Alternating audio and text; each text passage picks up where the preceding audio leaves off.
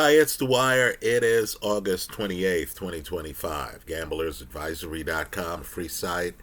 BettingAngle.us, a free site. Remember, the opinion you should follow should be your own. Just consider this video to be a second opinion from a complete stranger online. Now, folks, and I say this in part because boxing fans need to be reminded, as Roy Jones once put it, y'all must have forgot.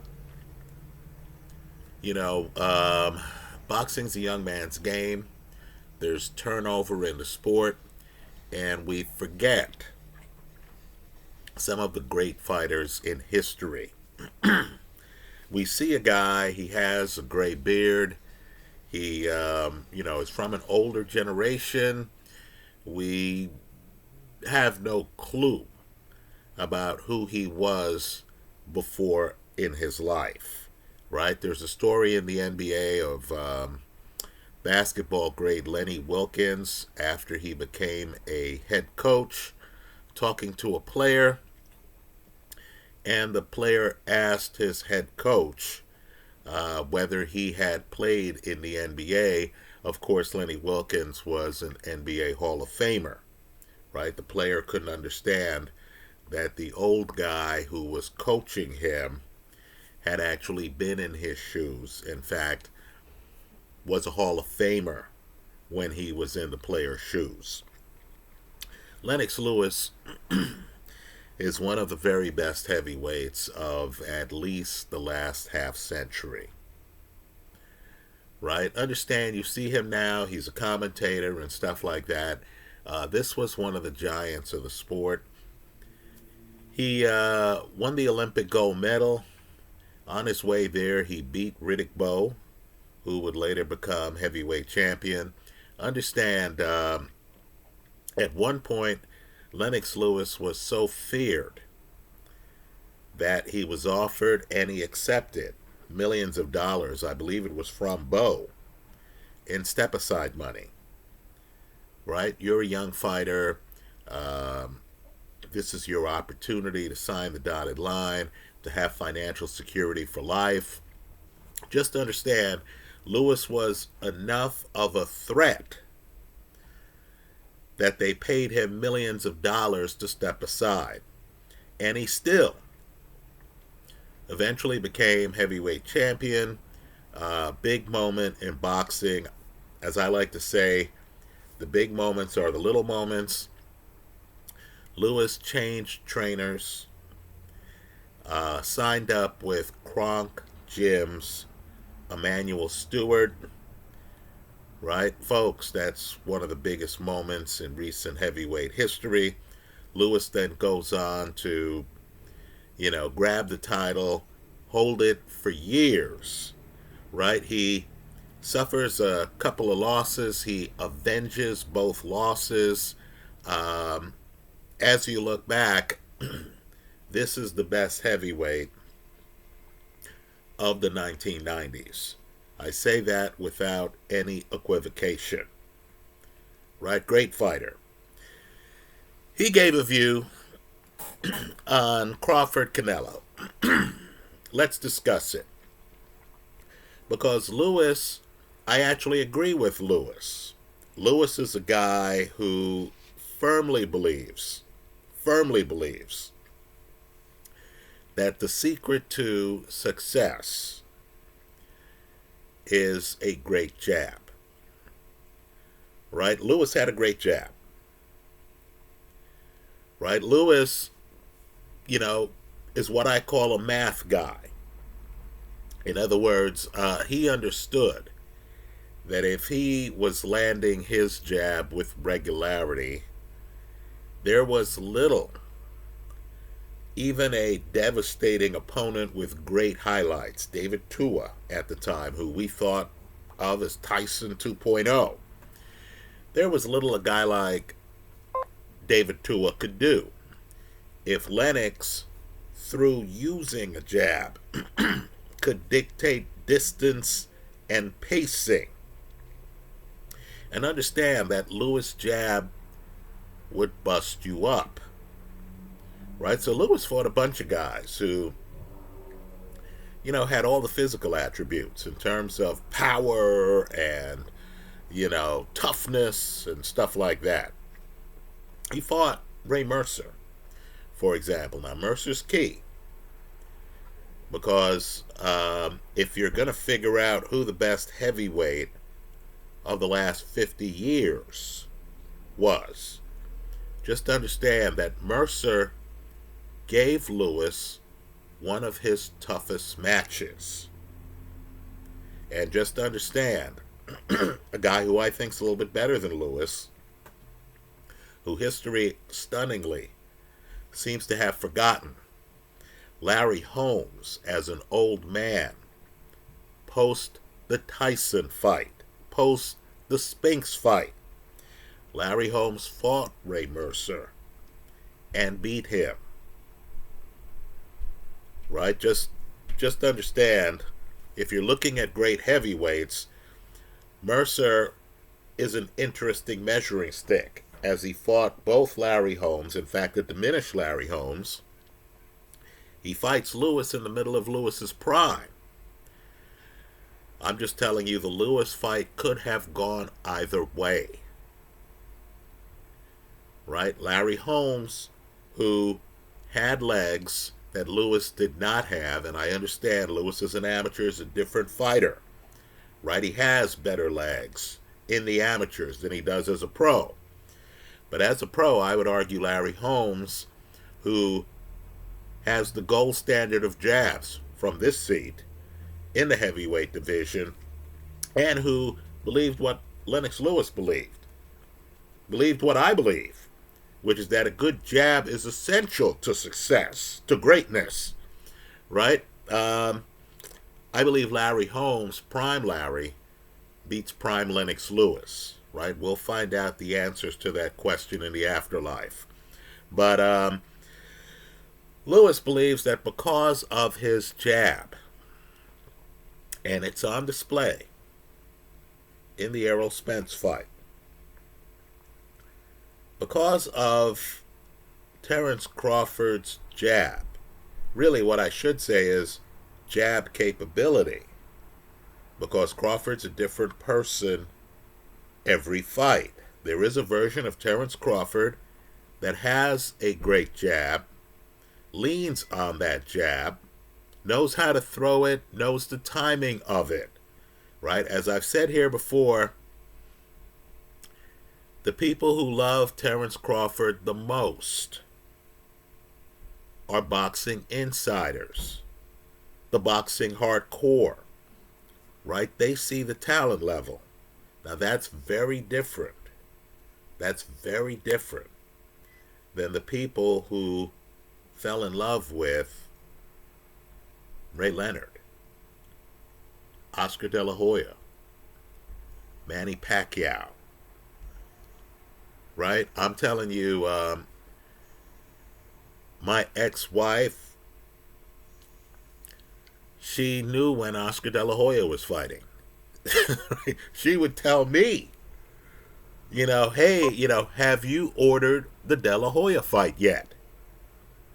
Right? I'm not sure if, her and I were watching the same events. Right? With Terence Crawford, it's different. With Crawford, a jabber's jabber, Lennox Lewis, looks at the film, sees the jab, it's blinding, kind of like the sun here this morning. It's blinding, right? And Lewis, who views boxing as math, and I'm telling you, the most dangerous athletes in sport are the math guys, right? They're the guys who, it's all numbers for them. Brock Purdy, quarterback of the San Francisco 49ers, right? The crowd, who are they? Right? The bluster from the other side, the trash talk, what's that? If things line up this way, then that man and that man are going to be open. Right? Tom Brady put it best. They said, who's your favorite receiver? And Brady said, the open receiver. Folks, that's Lennox Lewis. Lewis sees Crawford's jab. He's leaning on Crawford to beat Canelo.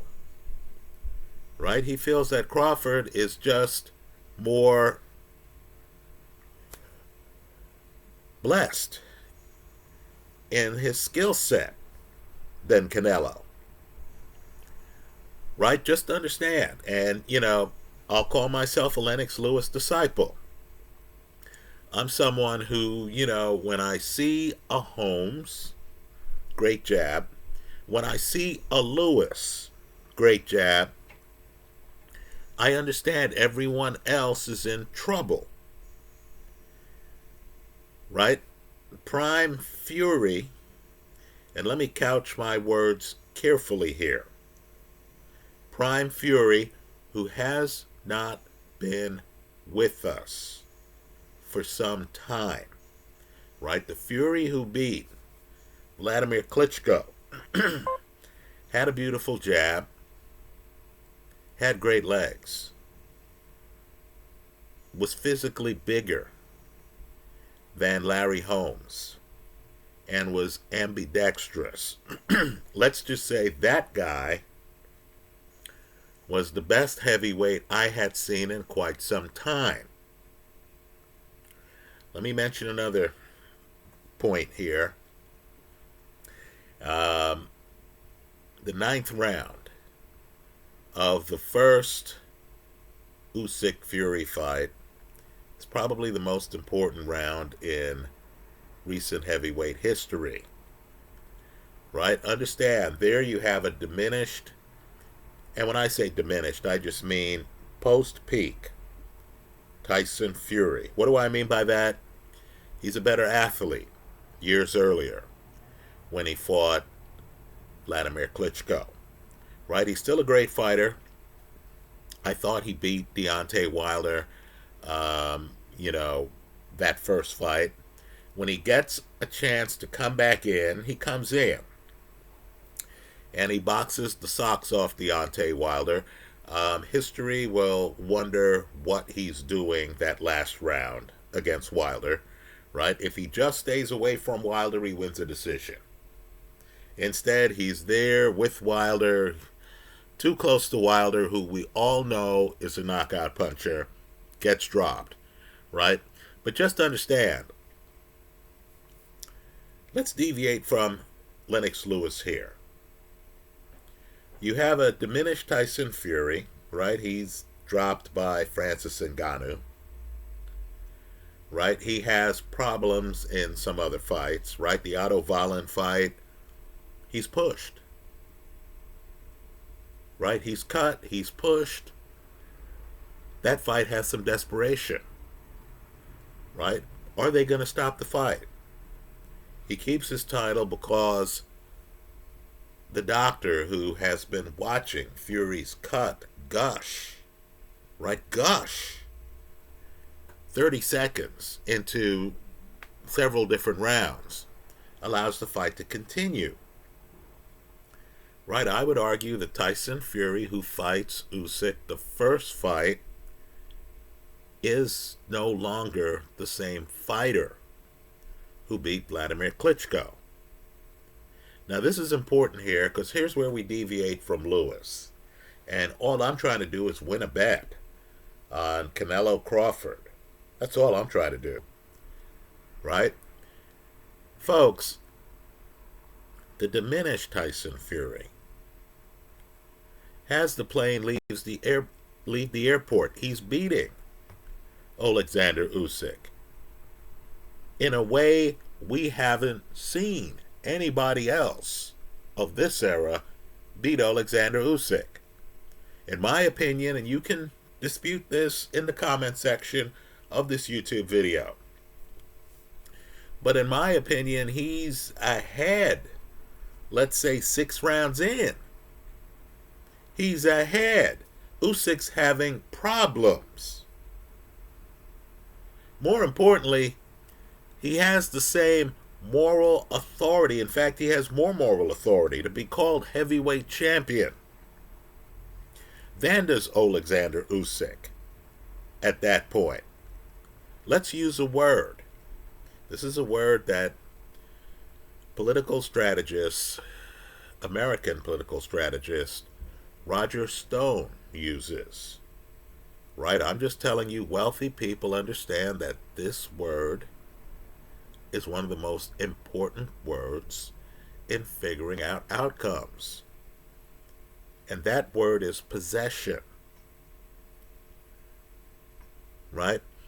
I believe Lennox Lewis is overlooking the concept of possession in his analysis. So understand what happens.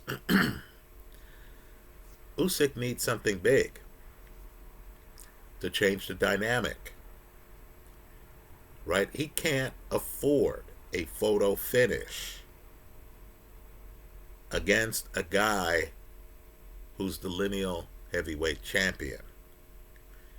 He loses any such photo finish. He started the fight and he's being outboxed. Certainly by his standards, he's being outboxed. The other guy has shown gravitas in every round. Right? Fury even starts taunting Usyk. So understand, Usyk needed something big to change the dynamic. He got it in the 9th round.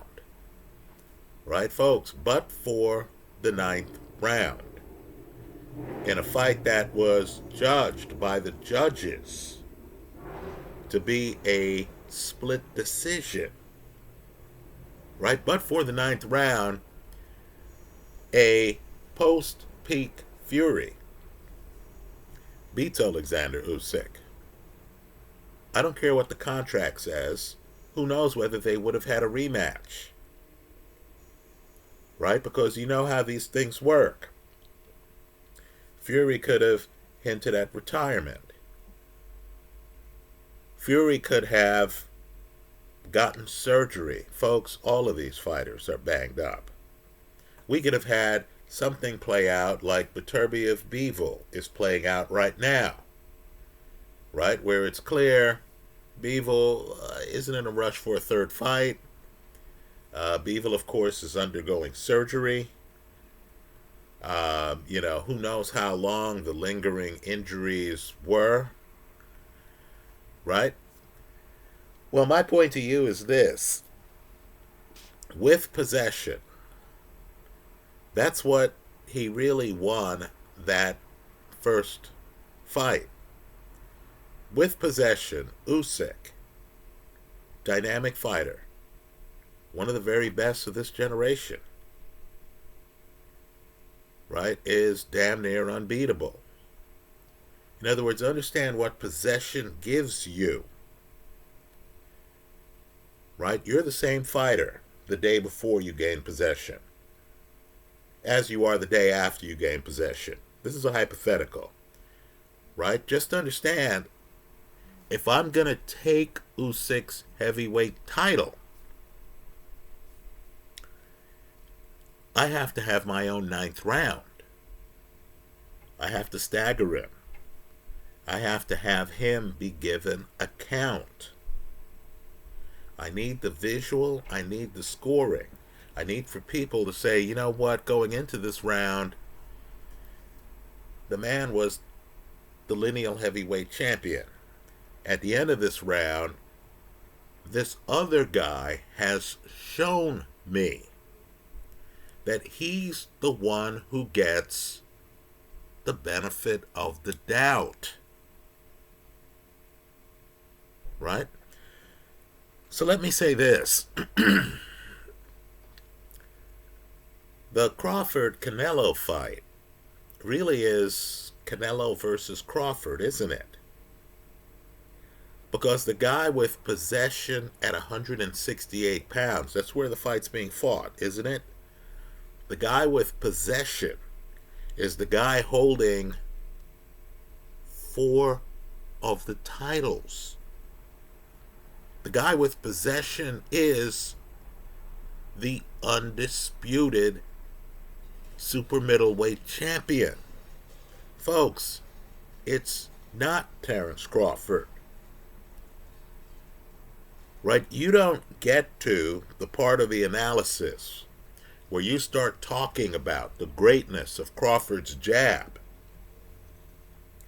unless you can get by the possession angle. Right? Folks, all Canelo has to do, and let me put this diplomatically, and I know the public sees this differently, I'm just giving you one man's opinion here. All Canelo has to do, and Canelo is defensively blessed. In other words, this is a guy who's thinking about head placement and head movement. Right? Canelo's already thinking about it. He's thinking about rolling away from punches. In other words, this is not the guy who's in the pocket just focused on his offense. No, this is the guy who's the defensive stalwart. Right? This is the guy looking at things. This is the guy looking at your punches. This is the guy who has his head tucked in a way where you're discouraged from throwing a jab. This is a guy who, when you throw the jab, he's already of the mindset that if the jab comes at him at certain angles, he's going to move certain ways. Right, folks? Canelo doesn't have to develop those skills for this fight. He already has those skills. Right? You know, Canelo doesn't have to be someone else for the fight. Canelo can be who he has always been. There's a comfort level on his side of the aisle, and understand, Canelo has fought at 168 in many championship fights. He doesn't even have to adjust to the weight because it's his division.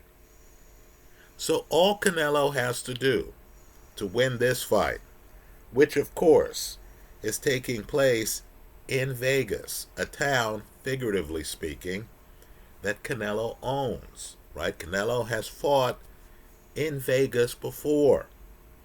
In other words, landing at the airport, he's going to look out the window and it's going to be familiar.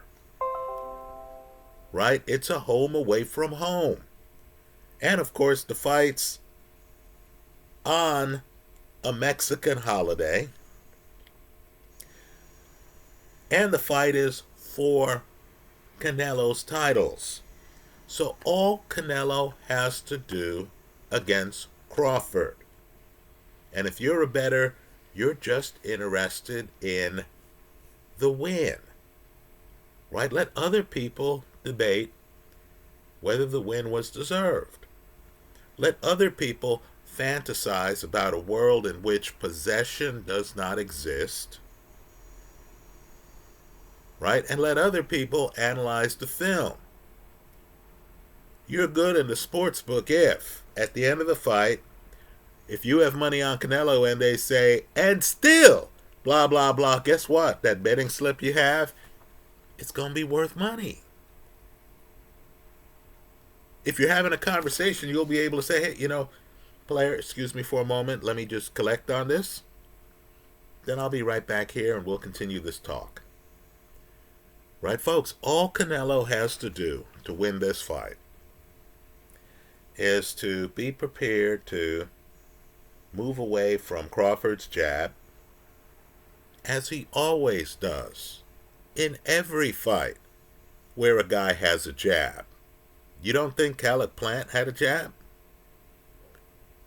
You don't think Callum Smith had a jab? Right, all he has to do is to be prepared to, not be stationary and hit with this jab, right?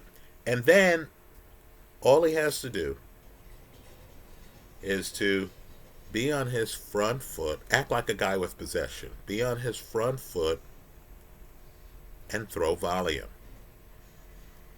That's it, folks. If Canelo throws enough volume, if Canelo's active enough, on his front foot, engages enough, and after the William Skull fight, Canelo better be ready to be more active and to engage. And if Canelo just doesn't stagger and get knocked down like Tyson Fury was in the 9th round of the first Usyk fight, Canelo will have successfully defended his title. Let me say this diplomatically. The Crawford-Madrimov fight. Folks, Crawford relied on his jab in that fight. Look at the film. Right? Crawford could not hurt Madrimov.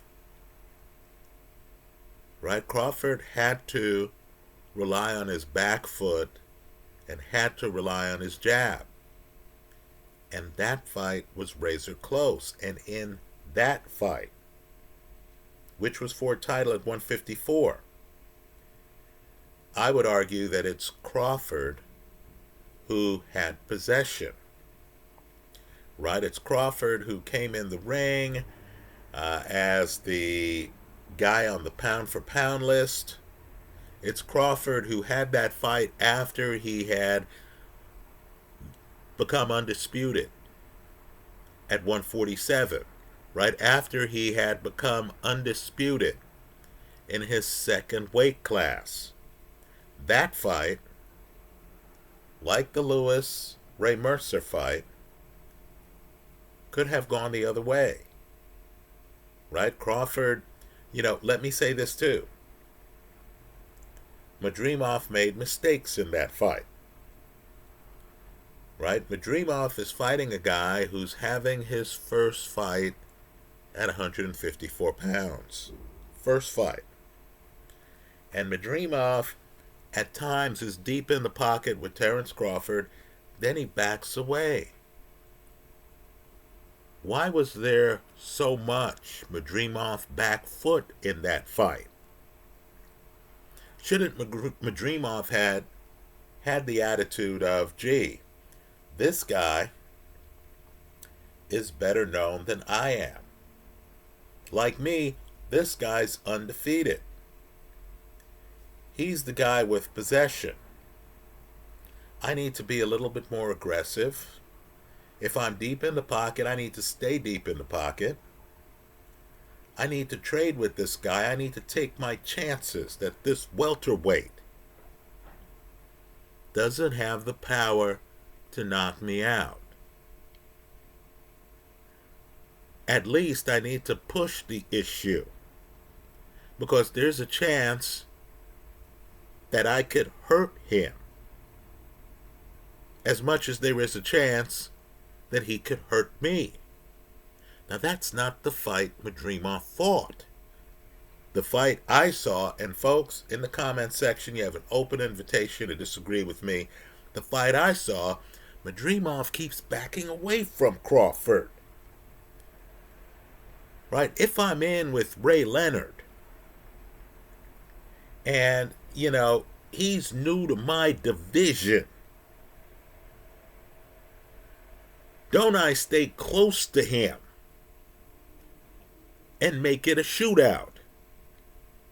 Right? Why would I, against a master boxer, try to turn it into a boxing match? Right, folks? You don't want to do that. By the way, let me point out, Abel Sanchez had a bit of an argument with Golovkin over the second fight against Canelo.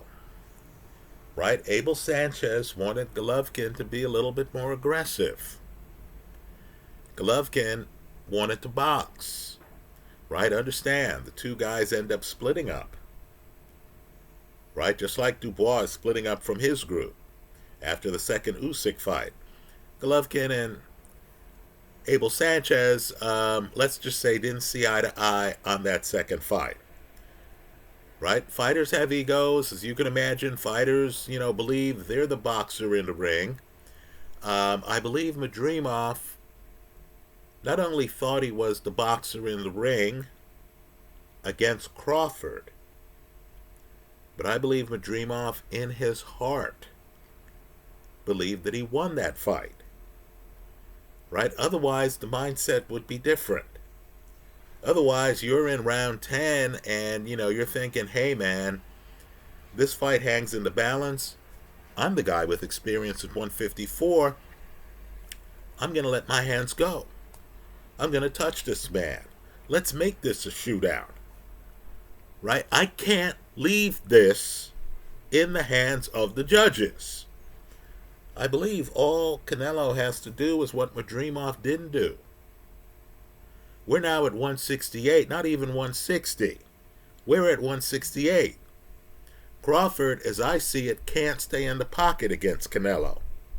Folks, haven't we all watched Canelo's career long enough to know that's a bad idea? Right? He's going to have to move away from Canelo. He's going to have to fight. The fight he fought against Victor Postal, which is a variation of the fight he fought against Madrimov. He's going to be on his back foot. You know it. I know it. So too, and I don't care how he looks. Right? You're saying, oh, he has all these muscles and stuff like that. Folks, new muscles aren't enough of a reason to think that you can stay in the pocket against Canelo. You know that. So, as Lennox Lewis is predicting, Crawford's going to have to establish his jab. That's a must. You don't have to worry about the other versions of Crawford. He has to establish his jab in this fight. You know that. Also, if you're Canelo, you know more than that. Crawford's ambidextrous. Okay, that's all good. Who has given Canelo problems? Southpaw, Erislandy Lara. In a fight that Canelo should have lost, if this guy came out and just fought the right fight. Southpaw, Billy Joe Saunders. Right? Saunders, a little bit savvier than Lara, who moved a bit too much. Right? But Saunders is fooling around the first few rounds. I don't even know what Saunders is doing, right? Here's where ego gets in the way. This is what separates math guys, right? Think hitmen, right? Math guys who come in and they say, okay, here's my playbook.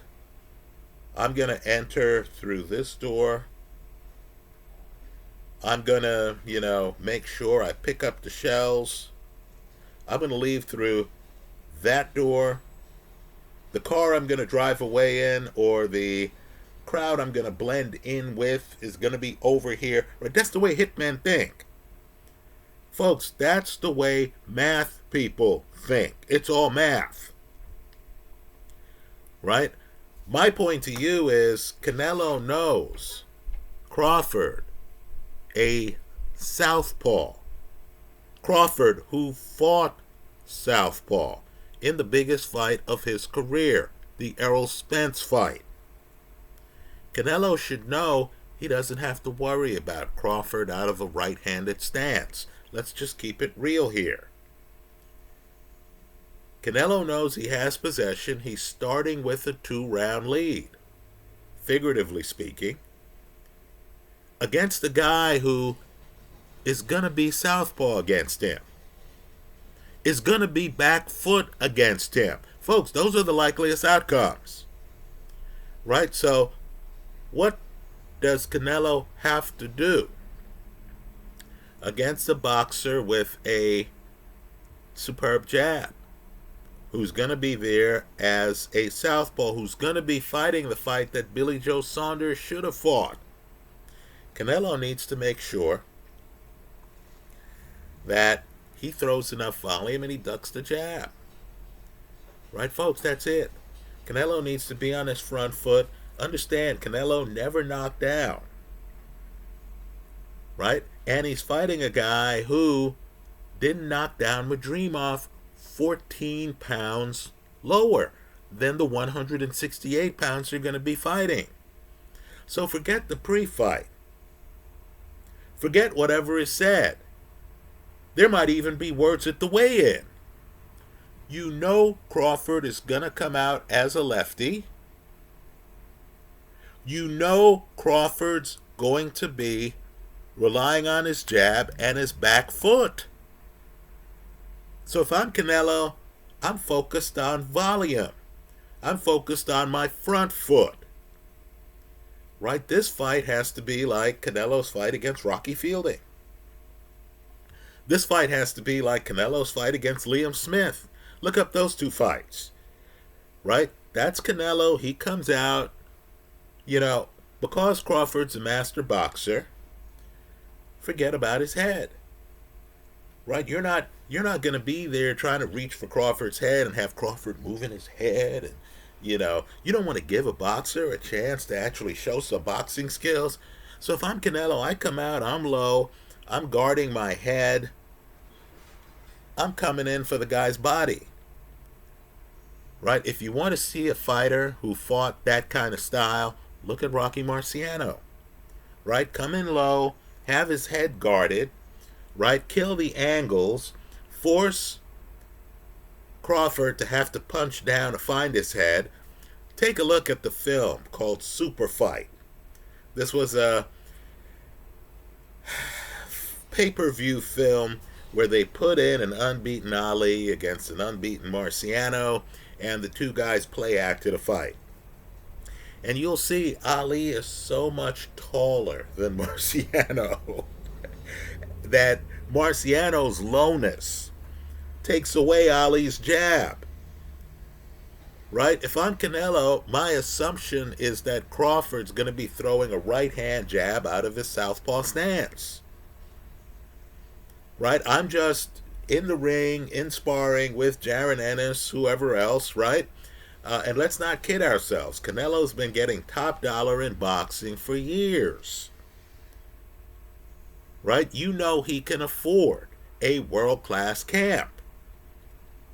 You understand, too, that Canelo's one of the most prestigious fighters in the sport. His peers know he's a future Hall of Famer. So when the phone rings and it's Boozy Ennis picking up the phone, and Canelo, an esteemed fighter, future first ballot Hall of Famer, already undisputed in a weight class. Before that, belts in multiple weight classes. This is a guy who's fought, you name it, Cotto, Mayweather, Danny Jacobs, right before clearing out 168. When the phone rings and Boozy Ennis gets the opportunity to have his son spar with Canelo, they're going to take it. Right? Boozy has his own career to think about. A great fighter is willing to spar with you. How could you get better training than that? Right? So understand, Canelo should already know the angles. This isn't the deal where he shows up on fight night and he's thinking, oh, is Crawford going to be righty or is he going to be lefty tonight? No. Folks, this is higher level than that. He shows up, he knows Crawford's going to be lefty. He knows Crawford's going to try to establish a jab. Right? He also knows he's the incumbent. He has possession. Crawford needs to shake him like Usyk shook Fury in the 9th round of their first fight. If there's no shaking, if there's no stagger, if you don't have Canelo holding on, trying to survive a round, right then, folks, the chances are that Canelo wins the fight. You understand that? He's the undisputed. He's the one with possession. This is a huge fight for Crawford. It's a bigger fight for Crawford than it is Canelo. Right? Crawford's the one gaining weight. Crawford's the one trying to show he can compete at 168. Canelo has already established that. He's the undisputed. So, I agree with everything Lennox Lewis had to say. Right? Crawford certainly has an excellent jab. Crawford certainly has a very high boxing IQ. Let's throw in some extras. Crawford is great to the body. He's one of the sport's premier body punchers. Right? Crawford, spectacular punch selection. Right? Crawford throws a mean uppercut. Right? A mean uppercut. Now, my point to you is simply, is Crawford backing up? Because if I'm Canelo, I make sure I'm on my front foot, not Crawford. If Crawford is backing up, is he going to be able to get off the kind of body shots he got off in the Avanesian fight? Folks, the world's different backing up, isn't it? If Crawford's throwing a jab, folks, I know this will sound ridiculous, but Canelo is one of the very best in the sport at slipping a jab. Has anyone figured this out? Folks, you don't even see Canelo fights where Canelo's marked up, and Canelo's a light-skinned guy. Right? What's the Canelo fight where he's marked up and you're seeing a bunch of red around his eye and stuff? This is the opposite of Filip Ergovic, one of my favorite fighters. Right? Ergovic gets hit a few times in the face. You see redness and stuff. Canelo doesn't even get hit. You see no redness. Right? You look at Canelo's face, you don't know if it's the second round or the 11th round. Right? So, my point to you is this. Crawford's going to be on his back foot. What parts of his game are going to fall off from that? Right? If Crawford decides to be in the pocket against Canelo, we'll pretend he has that choice. Right? A 154 guy, right? One fight at 154. By the way, that's the equivalent of calling Keith Thurman a 154 guy. Let's think this through. Right? A 154 guy, he's up at 168 against a blessed puncher. Right? A blessed puncher. How does that Billy Joe Saunders fight end? Right? Blessed puncher. Understand, too, if Canelo, and I know he's being criticized for the Jaime Munguia performance, people say, hey, Munguia went the distance, right? The Edgar Berlanga performance, they say, hey, Berlanga went the distance. Folks, if he throws down the same performance against Terrence Crawford, if Crawford hits the canvas in the fight, like those guys did, right, just to understand, Crawford would need to get off the canvas and then become the first man.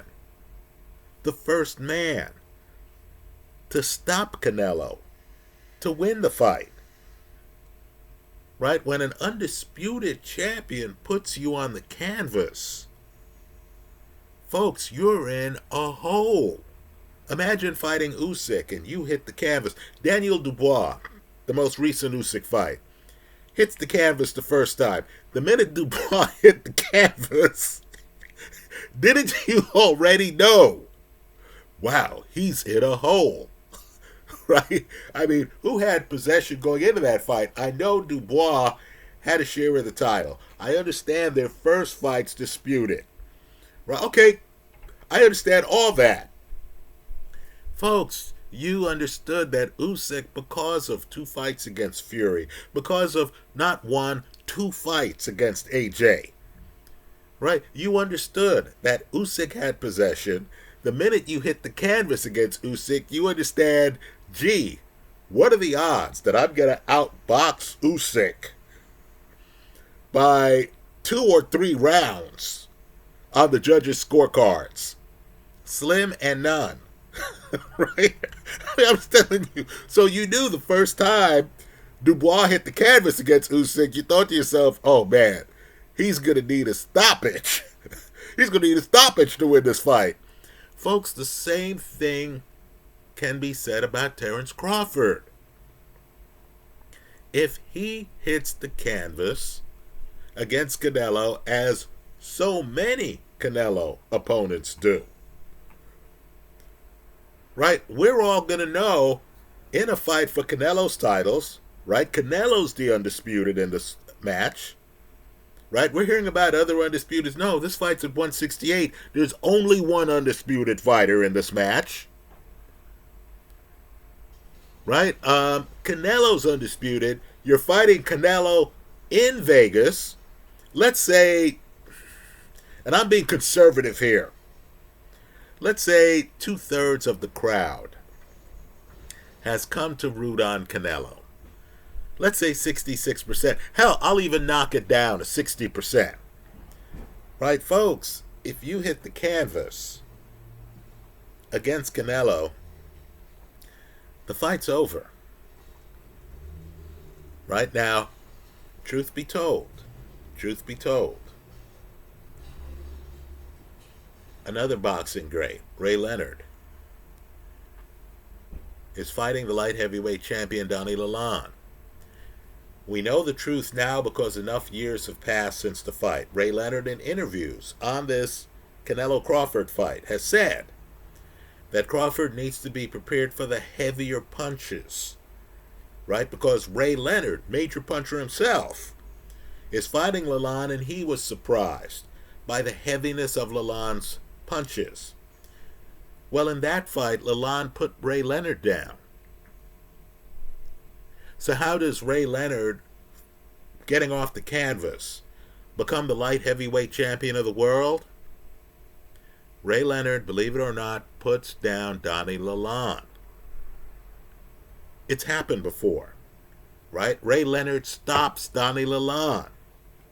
A guy has moved up in weight, been knocked down, and then finished off the champion who knocked him down. Right, folks? You and I know the odds of that happening are remote. Ray Leonard, one of the best I've seen, pulled it off. Right? You're up against it if Crawford has to get off the canvas, and you're hoping Crawford is able to stop a guy who has never been knocked down, much less stopped inside of the distance. Right? So Lewis is right about the importance of a jab. I agree. The heavyweights I like, the heavyweights I think who are among the best of the last, few decades, they all had a jab. Right? Let me add Vitaly Klitschko into that mix. Right? They all had a jab. Right? I agree. Crawford's jab will certainly give him a chance. Folks, it's a chance that's well less than 50%. Right? Understand, if Canelo treats Crawford like he treated Rocky Fielding, has his head down, comes forward, is throwing body shots, right, is fighting the fight that he fought against Jermell Charlo, another undisputed champion. Right? Understand, Canelo has been down this road before. Crawford's not even the first undisputed champion Canelo faced. Let me say this too. We're all looking at these face-offs, and we're saying, hey, look, Crawford is, the same size as Canelo. Maybe even a little bit bigger lately. Right, folks, understand. In recent years, that's new for Canelo. Because usually I see Canelo standing opposite some dude like Edgar Berlanga, who's much taller than him. Understand, that's, the Canelo pattern is he's typically fighting taller guys. He's typically fighting guys who look like they weigh a lot more than him. So while the public is seeing Crawford as roughly the same size as Canelo, the fighter himself, Canelo, must be looking and saying, wow, Crawford is my size. Right? This is different than the bigger guys I've been running through. Right? Look at Canelo standing opposite Callum Smith. Right? These guys are all bigger than him. Right? If you're talking about whether size matters, folks, size doesn't matter to Canelo. Have we figured this out? Right? On the Crawford side of the ledger, he was a closer on a knockout streak. That ended as soon as he left 147. Right? So, I agree. A great jab's a beautiful thing. I think Larry Holmes might be the best heavyweight I've seen in the last 50 years. Right? The secret to George Foreman, great power, great jab. Right? Lennox Lewis, like Larry Holmes. In fact, Lewis, great jab. Let's say Tyson Fury, like Larry Holmes, not only had a great jab, but prime Fury. And Fury was a great athlete for 6'9". Right? He's kind of like the Shaquille O'Neal of boxing. Right? You're talking about a guy who had legs. He could actually prevent a pocket from forming. That's rare. Right? He and Larry Holmes have that. They're hitting you with a jab, then you have no place to counter them because they have height, reach, movement. You don't have that pocket where you could meet up with the guy. Right? Here's the problem here. You got a defensively blessed incumbent. Right? A guy with possession. He's even more of a box office king than Terence Crawford. So unless you feel Crawford's going to get a stoppage, like Ray Leonard got it, light heavy, right? Crawford's chances of winning this fight, I'm just telling you, folks, they are, I would say, well below 50%. Those are my thoughts. Let me hear yours, folks. Possession is powerful. Right? It's powerful. You should always ask yourself, who's the incumbent? You know, Usyk, who's unbeaten, was a tough man to beat before he got possession of the heavyweight title. Now that the guy, and there are two different things, right? You can be heavyweight champion without possession. Wasn't that Daniel Dubois? Right? You thought, oh, Dubois has, we call it a share of the title. Right? A share of the title. And then you thought, well, Usyk's the real champ. Right, folks? I'm telling you, Larry Holmes was not undisputed at heavyweight. Nobody said Larry had a share of the title. You understood, oh yeah, the heavyweight champ is Larry Holmes. Other guys, Mike Weaver, whoever, Pinkler Thomas, they had shares of the heavyweight title. You knew who had possession. Canelo has possession here. Right? Crawford is not going to take 4 belts from Canelo on his back foot unless you have a Roy Jones, James Toney moment where Canelo's on the canvas, Canelo's in a corner, right? Canelo's down, you know, Canelo stumbles backwards. You need something like that for the titles to change hands here. Those are my thoughts. Let me hear yours in the comment section of this YouTube video. I believe the Lennox Lewis interview should be in heavy rotation online. Please Google Lennox Lewis, Canelo Crawford. Right? Roger Stone. Please look him up. Google Roger Stone, possession. Be intellectual about it, right? Don't be one of these, you know, people who are going to say, oh, I'm canceling Roger Stone because Roger Stone doesn't agree with my political beliefs. Look, you either want truth or not. Right? You know, all I'm saying is for everybody, at least 20% of the public is going to be booing you or privately hoping for your demise. I don't care how popular you are. Right? Some fighters we think of as popular now, I'm just telling you, you know, there was a time when Ali was hated. The Ali Liston rematch is here online. Believe it or not, Ali gets booed more than Sonny Liston entering the ring. Right? Fame is fleeting. Popularity comes and goes. Many young people barely know who Lennox Lewis is. And he's actually at fights, commenting on fights. Right? If you're looking for truth, Google Roger Stone, possession. I believe he's accurate.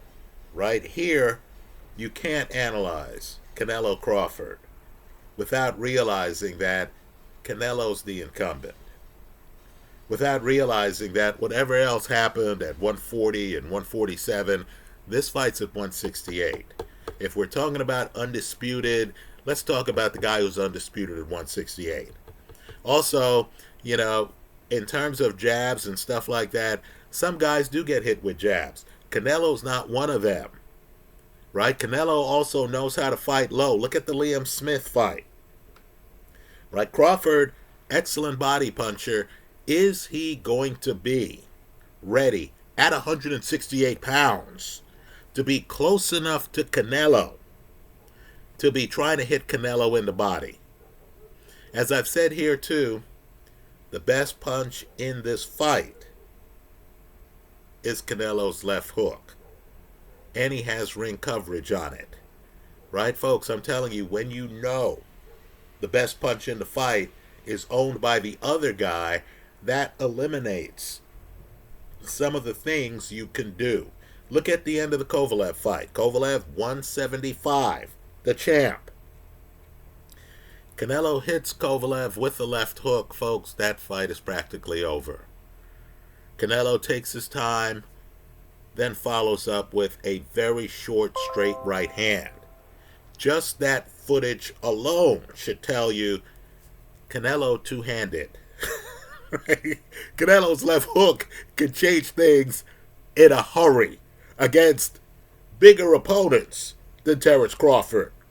Those are my thoughts. I look forward to yours in the comment section of this YouTube video. Thanks for stopping by.